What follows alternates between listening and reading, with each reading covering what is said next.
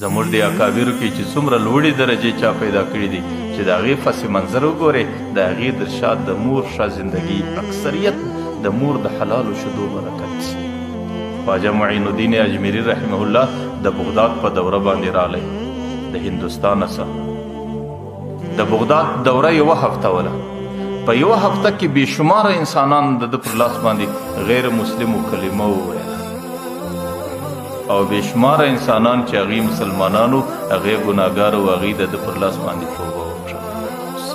چې هغې تعداد د زرونو په اندازه کې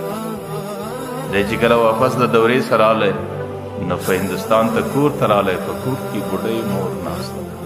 نو دی ورته یې مورې الله تعالی عجیبه احسان راسره وکړي یوه هفته دوره وه په زرونو انسانانو اسلام زما پر لاس قبول کړي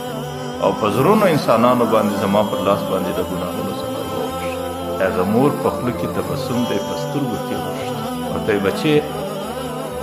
چې ستا پر لاس باندې خلک اسلام نه قبلوي ستا پر لاس باندې خلک د ګناه څخه توبه نه کوي د چا پر لاس ورته یې بچې ما چې په کومو شیدو باندې ته لوی کړې ما چې ستا په لویوالي کې څومره د احتیاط زندگی تیره کله ورته یې بچې دغه کمالات اوس هم در باندې لږ دي چې الله تعالی درکړي دی ورته یې ورته بچې دا ستا کمال نه دی دا زما کمال دی دی ورته یې مورې په دې ښه پوهېږم چې ستا کمال دی لیکن د دې خبرې لږ وضاحت غواړم مور ورته یې بچې چې کله ته زما نسل رالې نو ستا پلار مال و دولت درلودی لیکن ما د هغې خو نفقه پر ځان حرامه کړه ما وی زما په نس کې بچی دی او زما د وجوده څه د هغې خوراکه روانه سوې ده او داسې نه چې زما په خوراکه کې ګډوډي راسي سبا زما پر بچي باندې غلط اثر وکړي او زما د بچي مستقبل تباه نسي ورته یې بچی چې کله زما د سینې د جوهره څه ستا خوراک شروع زما د سینې د شیدو څه ستا خوراک شروع